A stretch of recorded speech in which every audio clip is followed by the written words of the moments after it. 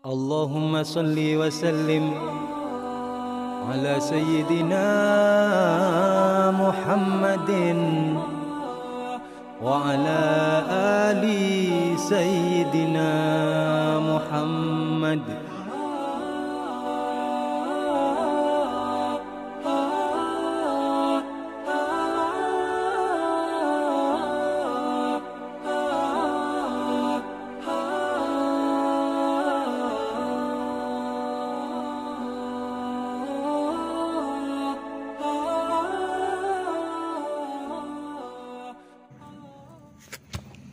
Bismillahirrahmanirrahim. Qala musannifu wa sarifu rahimallahu ta'ala wa nafa'ana bi ulumihim fid dharaini amin. Rabbi israh li sadri wa yassir li amri wahlul 'uqdatam min lisani yafqahu qawli. Jadi saya di sini ingin menjawab pertanyaan dari pemirsa. Yang pertama dari akun mancing asal-asalan, nggak tahu siapa ini. Assalamualaikum Gus, mau minta saran nih. Kalau orang puasa tapi dia nggak sholat, apakah puasanya batal apa sah? Terima kasih. Orang puasa tapi tidak sholat. Ini puasa ini dan sholat harus dibedakan. Puasa adalah ibadah tersendiri, sholat adalah ibadah tersendiri.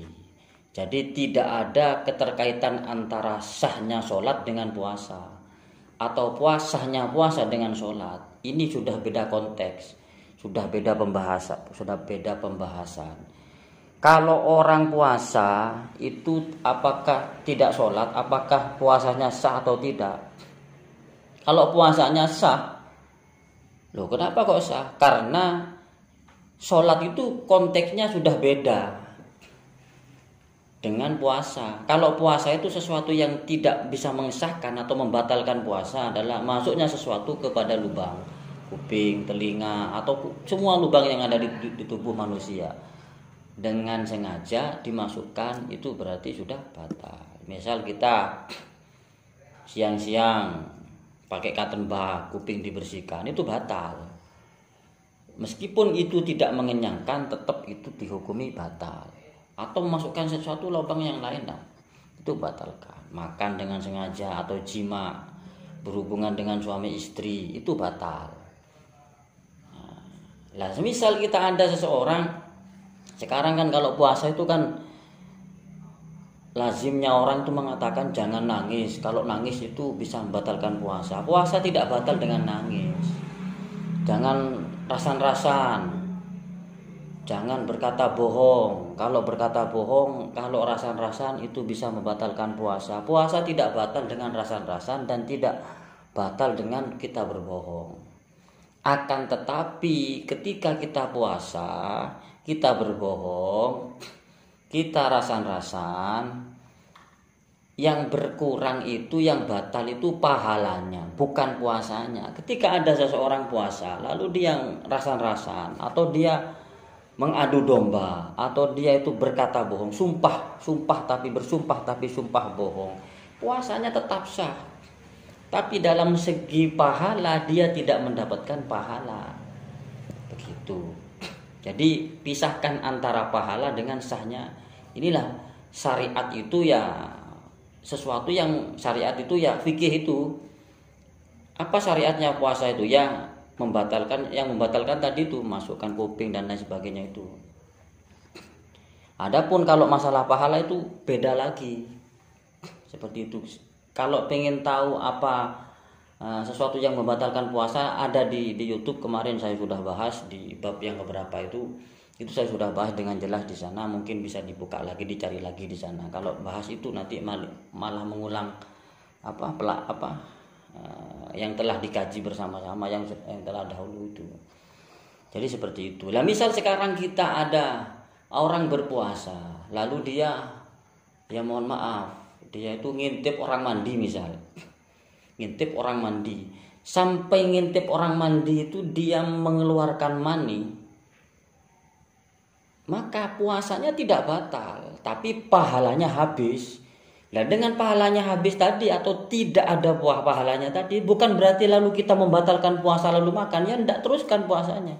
Tidak dapat pahala, ya pahala urusan pahala, yang penting kita jangan membatalkan puasa. Karena kita berbuat maksiat seperti itu lalu membatalkan puasa, kita itu dosanya sudah berbuat maksiat, kita dosanya membatalkan puasa. Jadi ketika kita batal pahalanya, cukup pahala saja yang kita batalkan, tapi puasanya jangan. Biar kita cukup hanya menanggung dosa maksiat tadi. Nah, ketika ada seorang puasa lalu dia mengintip orang mandi sampai dia mengeluarkan mani, maka puasanya tidak batal.